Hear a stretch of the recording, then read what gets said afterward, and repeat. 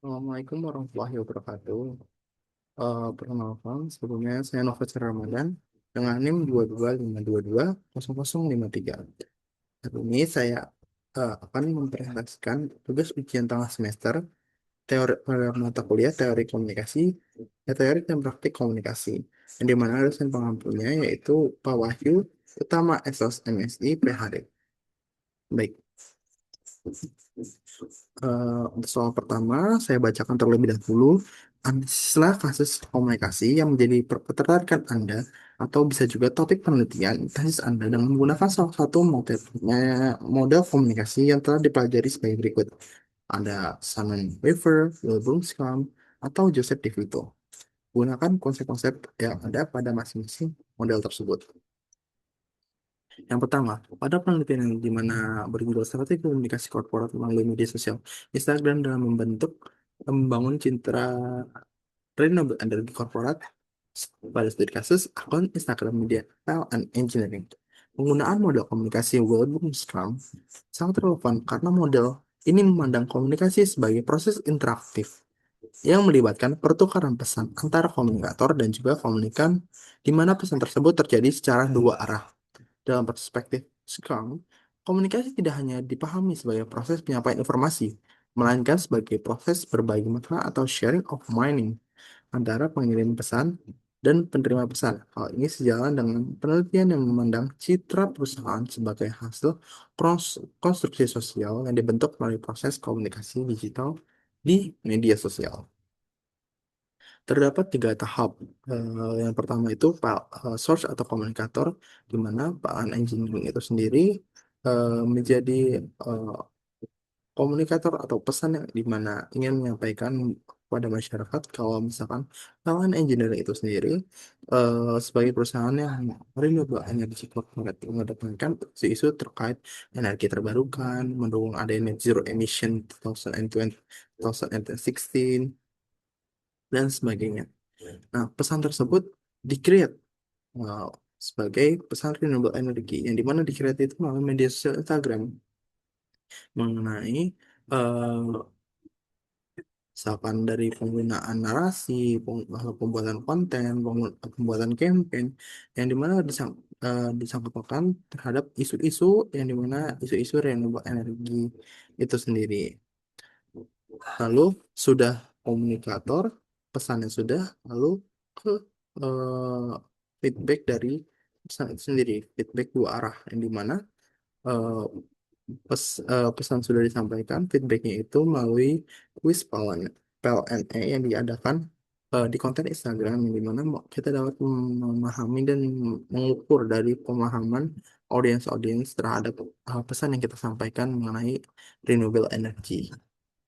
Lalu soal yang kedua, analisis juga kasus terkait strategi komunikasi atau persuasi, misalkan mengenai kampanye merek, kampanye sosial, ataupun komunikasi lainnya yang menjadi strategi Anda pada kasus yang sama dengan yang tadi, dengan menggunakan salah satu teori of planet behavior atau elaboration like health model atau ELM dalam menjelaskan dalam menjelaskannya.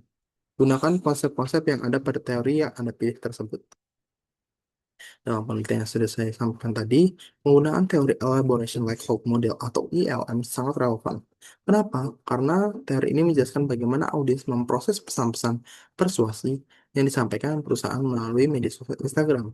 Dalam konteks penelitian ini, PLN Engineering menggunakan wadah Instagram sebagai media komunikasi korporat untuk membangun citra perusahaan sebagai renewable energy corporate itu sendiri. Pesan-pesan tersebut dikemas dalam bentuk video, foto, infografis, caption, dan lain sebagainya dengan desain yang visual dan menarik agar mampu membangun persepsi positif di ranah publik terhadap perusahaan. Terdapat dua root dari elaboration like hood model. Yang pertama ada central root, yang dimana central root itu sendiri proses pesan ketika memiliki motivasi untuk kemampuan memahami pesan secara mendalam. Dalam penelitian ini, sasaran tujuan yang dimana menjadi sasaran tujuannya ialah praktisi energi, stakeholder, akademisi, maupun individu yang memiliki ketertarikan terhadap isu renewable energi atau energi terbarukan. Cenderungnya PLN memiliki jalur pusat atau central road, tidak hanya melihat dari tampilan visual, misalnya tampilan seperti informasi, argumentasi, lalu data juga menjadi pesan utama dalam central road. Seperti contoh dari central road itu sendiri, pada saat kepala engineering membuat informasi mengenai proyek energi bersih atau transisi energi nasional, audiens akan melakukan evaluasi secara kritis terhadap isi pesan tersebut. Dalam proses ini, kualitas argumentasi dan informasi menjadi faktor penting dalam membentuk branding atau citra perusahaan. Lalu yang kedua adalah dari PH Road. Memproses pesan berdasarkan petunjuk-petunjuk sederhana di luar dari pesan utama. Biasanya dari pesan persepsi ini eh, dilihat melalui elemen visual seperti penggambaran penggunaan warna hijau dan biru yang identik dengan sustainability. Lalu ada visual dari eh, panel surya atau proyek-proyek energi terbarukan seperti PLTA, PLTS, PLTMG, dan lain sebagainya. Dengan kata lain, publik eh, tergambar bahwa KLN Engineering sebagai perusahaan yang inovatif, modern, dan peduli terhadap lingkungan. Lalu yang ketiga, analisa pengalaman Anda ketika eh, mengalami disonansi kognitif. Apa yang menyebabkan terjadi disonansi kognitif? Dan bagaimana cara penguranginya?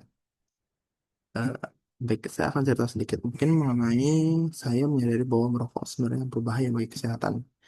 Baik informasi terkait risiko penyakit paru-paru, jantung, dan penurunan kualitas hidup akibat rokok. Namun di sisi lain, saya percaya kalau misalkan eh, saya tetap merokok, namun di sisi lain saya tetap merokok karena melihat teman atau senior saya di lingkungan kerja, di lingkungan rumah, yang mereka terlihat baik-baik saja meskipun sudah lama menjadi perokok aktif. Itulah muncul disangsi kognitif, konflik keyakinan bahwa merokok bukan yang berbahaya dengan perilaku orang-orang yang tetap masih akan kebiasaannya. Konflik ini menimbulkan rasa tidak nyaman dalam pikiran saya. Saya ingin menjaga kesehatan, tetapi pada yang sama saya juga sulit untuk melepaskan kebiasaan yang buruk tersebut. Apalagi ketika berada di lingkungan pertemanan di mana mayoritasnya adalah seorang perokok aktif. Untuk mengurangi rasa tidak nyaman tersebut, saya mulai mencari strategi pengurangan disonansi. Salah satunya langkah yang saya ambil adalah beralih dari yang konvensional menjadi elektrik atau vape. Saya menganggap kalau vape sebagai alternatif yang dapat membantu mengurangi intensitas rokok secara perlahan dan pelan. Di selain itu juga, saya juga mulai mengurangi frekuensi atau intensitas hisapan sedikit demi sedikit sebagai bentuk usaha mengendalikan dan mengurangi dan pada sampai akhirnya tidak menjadi ketergantungan lagi terhadap rokok. Strategi ini menjadi bentuk kompromi antara keinginan untuk berhenti dan kebiasaan yang masih sulit ditinggalkan. Saya rasa eh, memiliki potensi transisi yang lebih realistis untuk perlahan melepaskan ketergantungan dari mungkin sekian yang saya sampaikan. Kurang lebih mohon maaf. Assalamualaikum warahmatullahi wabarakatuh.